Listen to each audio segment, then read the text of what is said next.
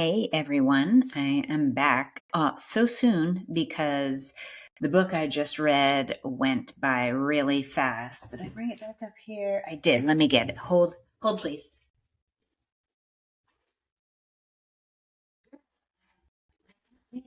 Just calm down. Anyway, so this book, it's probably backwards. I don't know. Maybe it'll flip around. Verity, I'm late to the game on this one. I borrowed it from someone else with a dog because it has, it's beat. There were pages. Look at it. I don't know if you can tell. You might be able to tell. It has a little like hole in it, but just the dog, whichever dog did it, they were very polite and didn't rip any of the pages out, just made little slits and you can still make the words out. So it worked out great. This book was a on the edge of your seat kind of book. I loved it. My kind of book, like freak you out a little bit kind of book, but we'll talk about it. I don't ever really hate a book. There's two books that gave me feelings. I can't remember the name of either of them actually, but just intense subjects. And to me, it was, anyway, I'm not going to get into it. It just gave me big feelings. And I don't like talking about big feelings on here. I want everything to be positive and fun and everybody read and have their own experience. But so this book was amazing. If you like scary, like eerie, give you goosebumps kind of scary. I'm going to read I got my cheat sheet here. So I'll read that. So Verity, already said that. Already told you I'm late to the game there, by Colleen Hoover. I wrote that it's a thriller because I feel like it's chilling and eerie and like, did I see that or am I imagining things? Kind of jump scares. I think in the movie, when they make the movie, this is why I read it now, is because the movie's coming out later, like in August maybe. The vibe. So that's the vibe. So the things I have here are title, author, genre, vibe, rating 10 out of 10. I never rated before, but 10 out of 10 I would say, or 5 stars, however you want to look at it. The hook, first impression for me was right away. That first scene, there's an accident. I'll just say, I won't get into details, like that happens right in front of the main character. I'm going to let my dog out. Accident that happens right in front of the main character and the second supporting actor, we'll say, because the movie's coming out. Here you go. And no, I'm not editing that out. I like it to be like just how it is. Like with me, I just got a cryofacial. Trying to either prolong getting Botox or not do it. I haven't decided yet because I'm getting a little rankly. Anyway, so traumatic scene right from the start, leaving the main character, Amazon is here, leaving the main character on edge, like right from the beginning. She doesn't really get a break from that, like at all.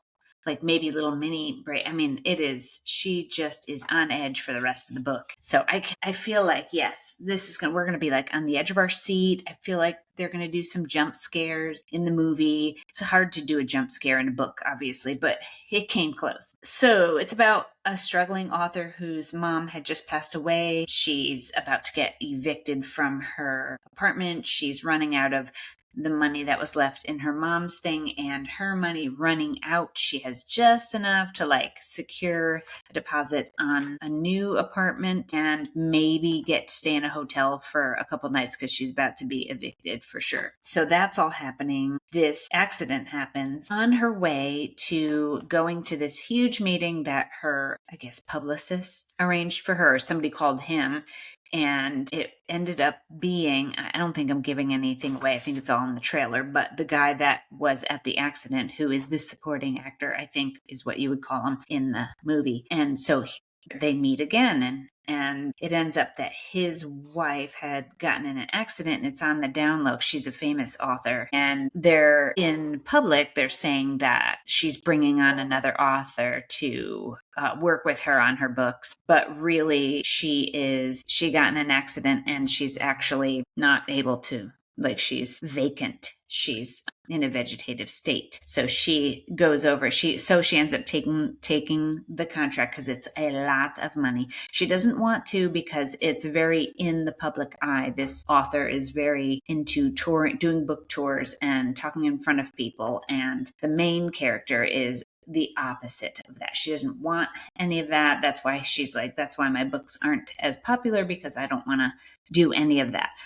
Here I am on camera, but I don't know how I would feel in front of a crowd doing that either. Not that my books are ever going to get to be famous or anything. Yes, I write. Anyway, so what stood out to me? So much stood out. I mean, this is my jam right here.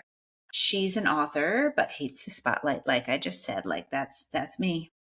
I love it. Here I am talking about it, though, but I want to share these things with you. I want to share these things. I know there's other people, but I'm not going to poo-poo. I don't want to poo-poo anyone. I think there's interesting, even in a book I don't understand, even in a book I don't agree with, I think there's so much to learn. Anyway, because the characters are similar to people that you're going to interact with in your life. So it's almost like practice to be able to interact with these people. That's how I look at it. Anyway, so the other thing that stood out, her love interest. He's married, but not necessarily happy, and we don't know why until later. And the third, the author kept us reeling throughout the story. Like I said, on the edge of your seat, like eerie things, questionable things, like, did I see that or am I imagining? Does this feel weird or am I imagining? Like, she's constantly second guessing herself and anxiety ridden and like, am I going crazy?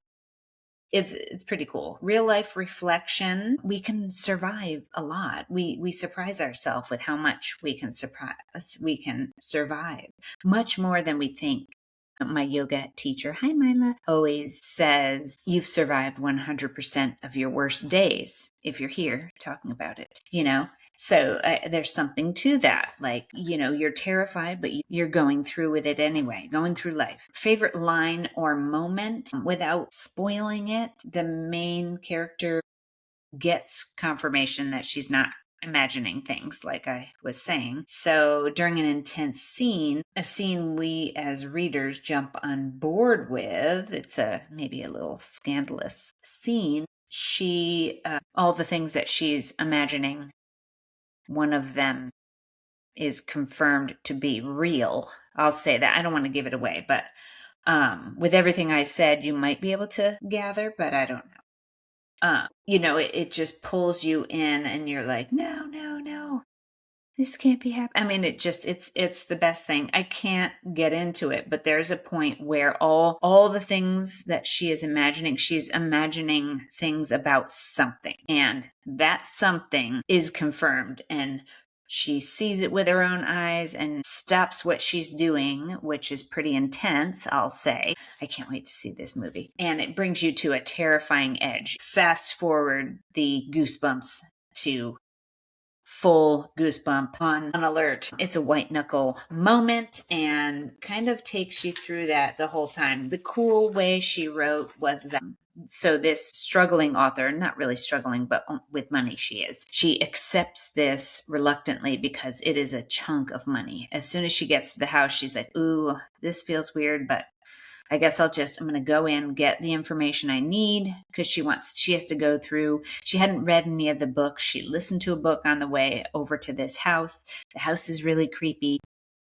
The wife, again, is in a vegetative state. She feels like she's imposing on this family. She goes into the office. He's like, look at anything you want in here. So she's digging through stuff. She really wants to just grab whatever she can and go back to her New York, and not in her apartment because she's about to get evicted, but a hotel or something, to write these books for her. And she wants to write it like this woman writes her other books. So she finds this like biography book and she immediately becomes obsessed with it. She can't stop reading it. And she's looking at other things. There's a box of old pictures, and she's trying to get a sense of who this woman is. And her husband apparently is very handsome. And so this woman is very much in love with her husband, like kind of obsessed with her husband, and from reading this biography. kind of how they met, all that stuff, and it turns weird fast. And she really feels like she's kind of a creeper and spying on this family, even though they've asked her to do this. So it's just really cool, and the way it ends is cray cray. The plot, there's a lot of plot twists. This is what, like, if you like certain things, what did I write here? If you like white knuckle thriller, edge of your seat type of thriller books, this one is great. If you love plot twists, there's a plot twist. And if you're into horrific close your eyes type of stuff, like, or where the characters doing something that she knows will probably get her into some trouble, and she does it anyway. If you like that type of book, this is your book. If you ever had a feeling about someone and then you find out you're right, or if you think you're imagining something and then you get confirmed that no, you weren't imagining it, like, and you get chills because it's not something good, like, this is your book. Final take. If you want to look away but you can't, you will devour this book.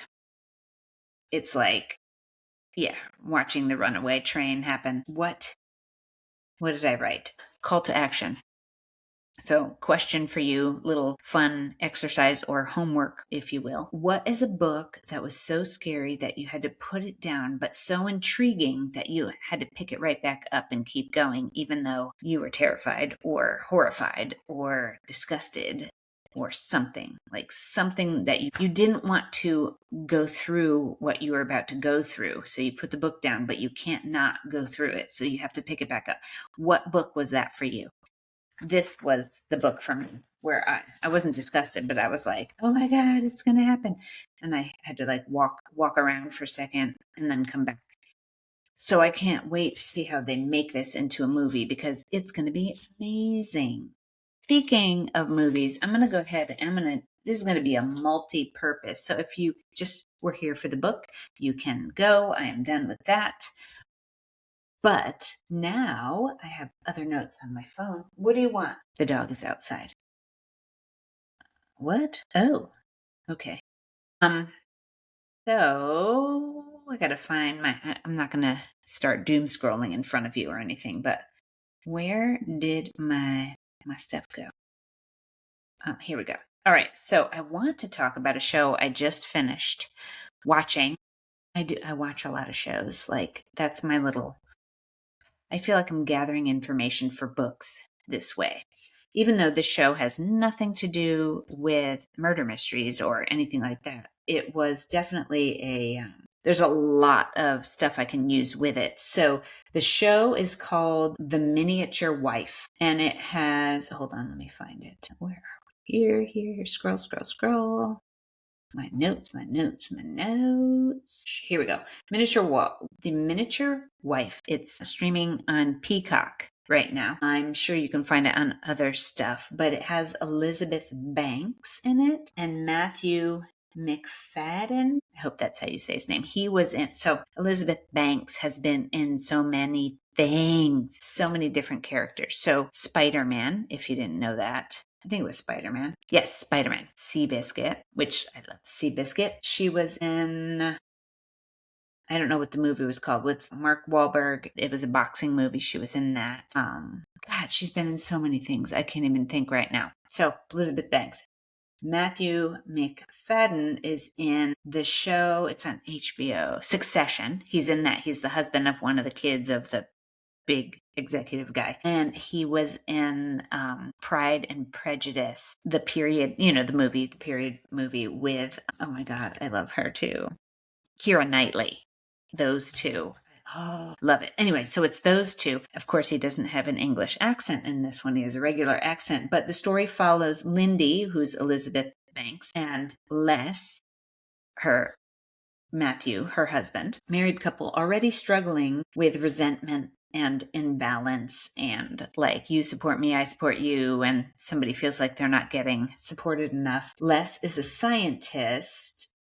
There's emotional disconnect. She wrote a book and was struggling to write a second book, and she's just kind of in a drought right now, and he is like, it's my turn anyway, so just support me and let's do this. Workaholic in the in his lab all the time. So during an experiment, they were arguing. He had brought part of the experiment home. She's accidentally shrunk to about 6 inches tall. And this starts like an absurd sci-fi premise that quickly turns into a sharp exploration of marriage, power dynamics, ambition, and emotional neglect. So it mixes dark humor, relationship drama, surreal sci-fi, emotional commentary about feeling small in a marriage, get it. And there's a lot of tension from Lindy trying to regain control and dignity while literally navigating a world where everything is dangerous and humiliating. Critics have compared this to Beef, which I've never seen. Scenes from Marriage, also never seen. So, and it says, and Honey, I Shrunk the Kids. To me, this is a mix of War of the Roses, Honey, I Shrunk the Kids, and The Incredible Shrinking Woman. So kind of all that mixed together. Very adventure. There's a lot of adventure in it, believe it or not. It's funny. There's like, they throw this guy in there. If you saw The Handmaid's Tale, it's her original husband that she had her first daughter with that they're trying to find, which we'll talk about that too, because I just finished that series and I've got a lot to say about that. Anyway, is it good? Yes, it is. It's a sweet, even though they are arguing a lot, they do love each other. So it's a sweet thing. And you know this throughout. But some of the ridiculous little fights they get into, literal fights, not just, they're not punching each other, but they are attacking. If you like weird relationship dramas, emotional tension with dark comedy, character-driven storytelling, slightly uncomfortable but clever satire, then you'll probably enjoy it. So yeah. And then the movie that we just saw while I'm here, may as well, is Project Hail Mary. So I didn't read the book, but there have been people. So it's based on a best-selling novel by Andy Weir, I don't know. The Martian. He wrote The Martian. This sci-fi story stars Ryan Gosling and Ryland Grace. The synopsis, Ryland Grace, I guess as Ryland Grace, excuse me. I was like, wait a minute, wasn't he allowed? So he wakes up alone on a spaceship. With no memory of how he got there. And then you find out later how he got there, and it's hilarious. He realizes he's on a desperate mission to save Earth from a mysterious organism that is causing the sun to lose energy and slowly die. So, the story unfolds as a mystery, as a survival sci-fi, problem-solving adventure, emotional character study. Spoiler alert. So, if you haven't seen it or read it, spoiler alert right now, time out. He meets someone. So, again, get out of here if you don't want to know. So he meets I want to say a Martian. It's not a Martian, it's an alien from another planet, and they figure out a way to communicate. And so they go on this mission together on how to figure out how to stop these suns or stars, because this alien's sun star is also being devoured by this, whatever it is. It's like a virus almost. So they work together to figure out how to solve this problem, and they become really close, even though they don't speak the same language. So, but what I was saying is, a lot of people were saying it's a very cute movie, but it's the sciencey part, I guess. I don't know anything about science, so it worked for me. I think it's done so that young people can follow along too, so I don't think they get too deep into it. And the people who are science junkies, they don't love that so much. So I'm wondering if the book is better, because more people said they absolutely love the book and people just really liked the movie. Not a lot of people loving the movie. I loved it. I can get past all that because I love that they can make it available for really older people that love sciencey stuff. They can tolerate it. And then people like me who just love a good story, and then young people who might not catch all the little details of stuff. Anyway, my dog is whining outside of the door. Hold on a second. I tried to ask ChatGPT, which I wrote here, on kind of who liked what better. Hold on. All right, we're back. That'll all be in here. All right. So the book, let me see. We're going to break it down. We're breaking it down. The book, see, more detailed science problem solving, deeper internal monologue, stronger suspense buildup, more nerdy and technical. See, this is where I think, you have to, if you're trying to keep the movie a certain length of time, you need to cut some of this out. The rocky relationship, friendship, that's the alien, hits harder emotionally because of the time spent with them. A lot of readers love the book because Andy Weir makes science feel fun and tense at the same time. The audiobook, that would be a good idea. The audiobook is especially famous because of how it handles one particular character's communication style. Oh yeah. From what critics are saying, the movie adaptation respected the spirit of the novel surprisingly well, which is what it sounds like, especially rare for smart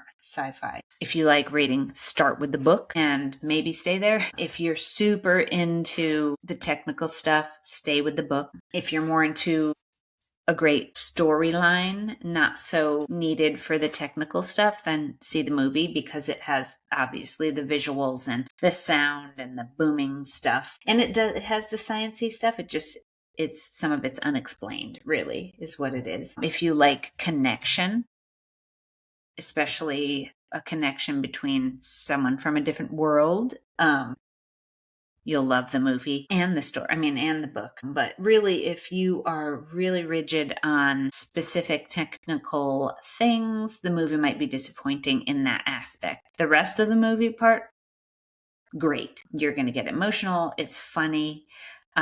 It's very well paced, and I thought they did a good job connecting, the whole thing with giving you kind of a, if you don't go up there, we're all going to die kind of thing. So anyway, I think, I didn't even see this. Emotional story. Yeah. Based on the kinds of emotional layered stories I gravitate towards, it says that people will probably enjoy Project Hail Mary more than The Miniature Wife. Yes, because Project Hail Mary has a little bit of that. Well, they both do, really. Very sciencey. Both of them are very sciencey. Obviously, The Miniature Wife is a little more far-fetched because I don't think they've been able to quite do that. Who knows? They could be. But going into space, that's always a winner in the movie theater. And in a book, I guess, I would say listen to the book. If you've read the book, I would say listen to the book because it's going to give you that movie feel and you can picture the same characters you pictured in the book, but you're going to get more sensory journey out of it, where the movie's going to be more, out some of that technical stuff. And that's it. That's all I'm going to do today because that was a lot. So 3 things: the book, Verity; the show, The Miniature Wife; and the movie or book or audiobook of Project Hail Mary. All thumbs up, all really good. I would say audiobook again, if that's just a safe way to say it for Project Hail Mary. The Miniature Wife, if you have Peacock. If not, go on to Amazon and see if you can pay per view that way. Colleen Hoover, I'm sure very good in audiobook as well, but you will get through this fast as a physical book. Fast read. And that's it.